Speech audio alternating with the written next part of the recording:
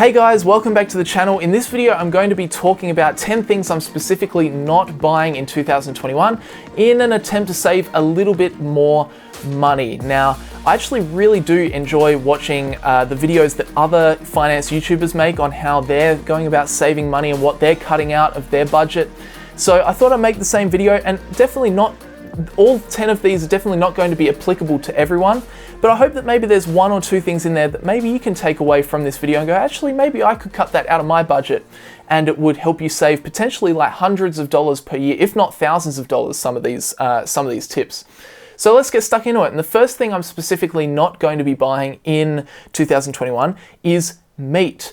Now, I actually haven't bought meat from the supermarket in well over a year now, and that's what I really try and do because I'm not a vegetarian and I'm not a vegan, but I do generally think that we should be reducing our meat consumption. So what I do is I just make, I've made an agreement to myself that when I go to the supermarket, I don't buy meat. So yes, when I go out with friends and I want to enjoy myself and have a good meal, I don't really want to spend $20, $25 to buy a salad. I think a lot of you guys could probably resonate with me on that one. Still love a good chicken burger or that sort of thing. But generally speaking, from day to day, weekday meals, I don't eat meat and I don't buy meat. Now, I actually had a look at some of the statistics behind Australian meat consumption, and it's pretty remarkable. In fact, in 2016, so yes, the data's a little bit old, but it's the best we got. 2016, we spent $12.6 billion on meat, which equated to $1,518 per Australian household per year. So $1,500 per household just on meat. So, it's not that hard to go or to reduce your meat consumption. You don't necessarily have to go without it, but just to reduce your meat consumption, you can save a lot of money. So that's definitely number one. Then moving on into number two, the second thing I'm not buying in 2021 is a gym membership. And this one's specific to me. I mean, it can be specific to everyone because you don't need a gym to stay fit and stay healthy. But for me personally, when I was like 16, 17, I made the choice to become a Les Mills group fitness instructor, which was quite beneficial to me at the time when I wasn't making a lot of money because number one, you get paid for exercising, which is fantastic. And secondly, wherever you work, you don't have to pay for a gym membership to access the gym facilities. So I work at a couple of different gyms, I do a couple of classes around the place, and I just get free gym access to all of those gyms, which obviously helps me keep fit. And turns out like gym memberships, annual gym memberships these days can go well into like over $1,000 per year. $1,000 just to be able to go to the gym. So there you go. There's certainly money to be saved there. And there are so many like public park resources, gyms, you could buy a bike, all sorts of stuff. You could just go for a run. Nothing better than just going for a run with the headphones in, listen to some music. So you definitely don't need to pay money to stay fit.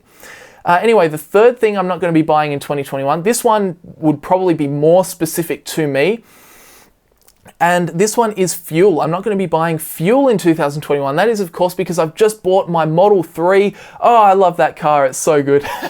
I'm having an absolute blast driving that thing around. I literally want to go out and drive places. I've never felt that way before. I hate driving normally, but my Model 3 autopilot's going great. And of course, one of the good things about electric vehicles is, well, first of all, they don't really require any servicing, but you're also filling up on electricity. So filling up on electricity is heaps cheaper than filling up on fuel. Whether you're supercharging or whether you're just plugging it in at home and just running off the electricity grid, it's still a hell of a lot cheaper, and it will literally save me hundreds of dollars per year just by owning that car. And that's not even including the reduced cost of servicing, because obviously Teslas very, very rarely need servicing.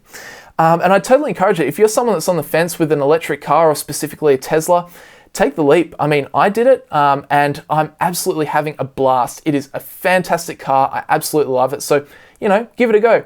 Referral link down in the description below if you want 1,500 kilometers of free supercharging. Anyway, moving on. Fourth thing I'm not buying this year is a new phone. Oh, I hate people that get sucked into this trap of buying the latest, greatest phone every single year. And the reason I really dislike this mentality, this habit now, is because I feel like, back in the day, upgrading from like Samsung Galaxy S2 to an S3, there was a massive improvement. Like, they were iterating very quickly, making massive changes from year to year. Now, going from an iPhone 11 to an iPhone 12, it's only very small incremental increases in functionality. So, and you're definitely paying through your teeth. I mean, your phone loses value, then you have to pay that, new phone premium, I suppose. So I'm certainly I'm running a Pixel 3, which is getting a little bit old now. It's a great phone, but it's getting a little bit old. And yes, I'm getting these software updates now, and my battery now seems to last half the time that it used to. Which is kind of funny because, they always say, these companies, they say, oh, we're doing it to protect your battery. Well, I've got one of the original iPods that I still use to run my fitness classes with. That battery has not had any software updates, or that iPod has not had any software updates in a very, very, very long time. I just don't think they support the software updates. That battery is still running fantastic. It still holds a really good charge. So when these phone companies say, oh, we're just going to protect your battery by reducing the lifetime of your phone, yeah, I'm calling BS on that one. Anyway, don't buy a new phone every year. It's a waste of money. That's the point. Next up, this is something that I've never bought, but I thought I would chuck it in here because there's some really interesting facts around this. I'm not going to be buying cigarettes in 2021. Now, have a listen to this. I don't want to downplay the idea of addiction here. I definitely realize that for a lot of people, smoking is an addiction and it is hard to overcome. But there's definitely something to be said that there is a massive economic cost to smoking. And if you're a smoker, you are really disadvantaging yourself financially.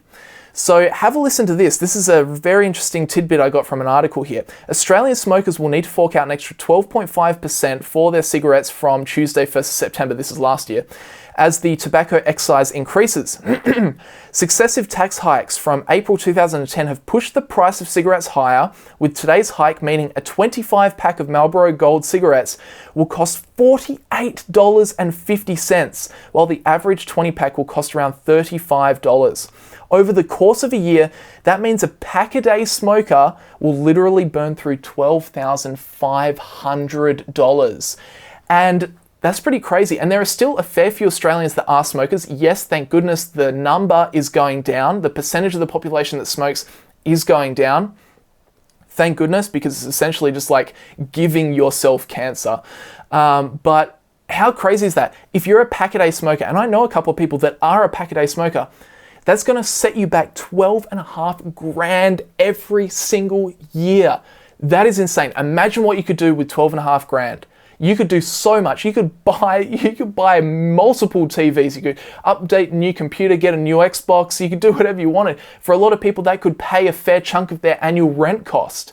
But yeah, obviously, definitely do not want to downplay the idea of addiction and how hard it is for people to get off smoking. But there is definitely something to be said. If you can do it, then you are going to benefit financially a lot. Okay, moving on into the sixth thing that I'm not going to be buying in 2021. It's sale items I don't need. Oh, I have fallen for this one a couple of times. Oh, Black Friday. Oh, I might get that. Oh, I might get that. Oh, I don't really need that, but yeah, let's get it as well. I'm going to stop doing that. What I'm going to do from now on, and I have done this in the past, but I've kind of fallen out of the habit. Anything that I want or need, I'm just going to write down a list. Besides, things like groceries and week-to-week stuff. But if there's something that I want for maybe YouTube, or I want to upgrade my computer, or I want the new Xbox, I'll just write it down on a list, okay? And, I'm not trying to Scrooge myself out of anything. I'll still buy things that I want to buy, but I'll make a list of things that I really want and things that I don't really want and don't really need. And then when the sale comes up, then I'll buy specifically those items and nothing else, okay? Because yes, you got to remember, if you have a big sale, say you don't need a new TV, but you see this big sale, $1,000 TV reduced to $500, and you decide to buy that TV, you haven't saved $500, you've spent $500. Yes, you can argue, oh, the TV was worth $1,000, now it's $500. At the end of the day, you just spent $500. And if you didn't need to, then it's $500 that could have been in investments, in your pocket, in your bank, paying off your mortgage, etc. So definitely Step number 6 for me personally, I'm not going to be buying sale items that I don't need, that aren't on my list. Anyway, moving on. Next thing, 7th thing I'm not going to be doing in 2021 is buying books that I don't really want. I'm surprised actually, a lot of books can be quite expensive. Like I used to just think a book would be like 15, 20 bucks. Now some books are like 35, 40, $50. And you know, I end up walking into Dimmicks or something like that and I'll buy this book and I'm like, oh, maybe I'd like to buy that one as well. While I'm here, I may as well pick it up. And then I end up just never reading it. So definitely I'm only buying books that I'm actually going to read. Now, I don't think you should be too much of a Scrooge with books because especially like non-fiction, I'm a big, fan of non-fiction stuff where you actually learn things from the time you put into reading it. So I'm not too much of a Scrooge, but I definitely think if you're someone that goes into the bookstore and buys like 10 books and then you really only want to read 2 of them, there's a cost that you can definitely cut out. Anyway, moving on. 8th thing I'm not going to be buying in 2021 is flights. And yes, partly because we really can't fly anywhere. Well, we can fly domestically, but we can't really go overseas at the moment. But also, I'm not going to be flying because I'm going to be driving my Model 3 around. This is kind of like a deal I've made to myself. If I'm going to go somewhere, let's drive in the Tesla. It's so much more environmentally friendly to get from A to B, even if A is Canberra and B is the Gold Coast, as I did recently. I went up to the Gold Coast.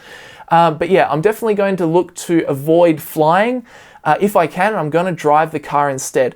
Driving long distance is actually really easy in the Tesla just because of autopilot. If you're going straight on a highway, you just tap it into autopilot, you keep your hands on the wheel, but it takes the fatigue of long drives away because the car is essentially doing it all for you. So I'm definitely going to look to save money on flights, drive the car around, fill up on electrons, and that can power me to wherever I need to go. Anyway, 9th thing I'm not going to be buying in 2021 is formal wear. Now, I don't really go anywhere where I need formal wear, but I know a lot of people that seem to buy expensive clothes or formal professional looking clothes and they just wear that, day to day when they really don't need to. I don't know, maybe this is just a personal preference kind of thing, but I don't go anywhere like I could be wearing a suit and tie while I record these YouTube videos. I'm talking about finance and money saving, but to be honest, I kind of look at YouTubers that wear really fancy clothes in their videos and I'm like, this seems fake.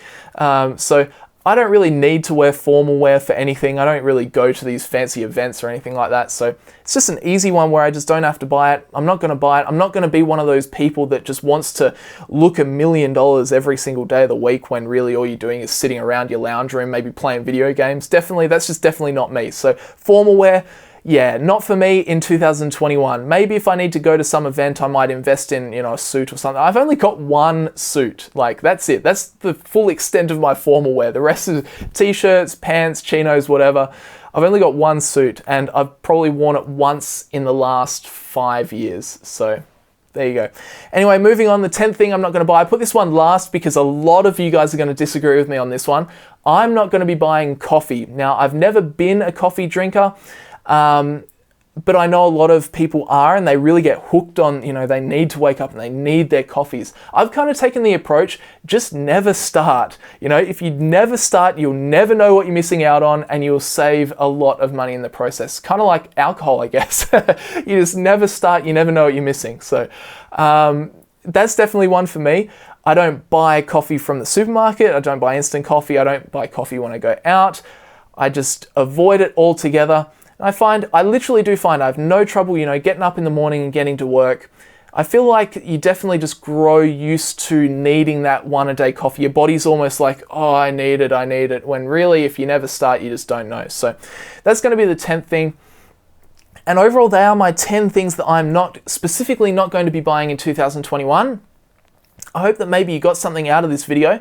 The last thing that I kind of wanted to touch on as well is that while I talk about money saving, being frugal, while that's definitely very helpful, I also want to just come back to that idea, which I'm very happy to see more people talk about now, is that while saving money is a great habit to get into for the majority of people, in life, it's going to be much more effective if you focus less on saving money and more on making money. I think that's really important. It's something that I've learned from my own experience over the past 3 or so years. it's definitely fine. If you're someone that's, trapped in the rat race, you got a massive mortgage, you got kids to feed, you're 40, 50, whatever, and you've maybe only got 10 years till retirement. Okay, maybe it's more about saving money for you. Maybe you just, you're setting your job, you're setting your career, you're getting healthy income, you're not going to change anything drastic.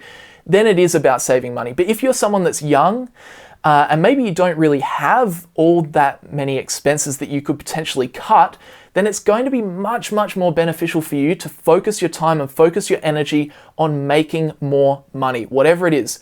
More hours at work, second job, side hustle, start your own business, whatever it might be. I have found personally from my own experience, it really pays off financially if you focus more time on making more money. Yes, saving money is nice. Yes, being frugal is nice. But in the long run, if you're going to devote a lot of time onto one of the two, focus your time on trying to make more money. But anyway, it's still great to be frugal. It's still a very good habit to have. And of course, $1 saved is $1 earned. So they are the 10 things that I'm not going to be buying in 2021. Anyway, guys, that will do for this video. Leave a like on it if you enjoyed. And let me know what are some of the things maybe you're cutting out of your budget in 2021 for you personally. So I definitely don't expect that you'll agree with all the 10 that I've put down, but I'd love to hear, kind of get a variety of different opinions on things here and there that you're cutting out that are going to help you save money. I'd love to hear it, so let me know down in the comment section below. Check out PROFITFUL, links down in the description below if you'd like to learn about how I go about my stock market investing. But that will just about do us for today, guys. Thank you very much for watching, and I'll see you guys in the next video.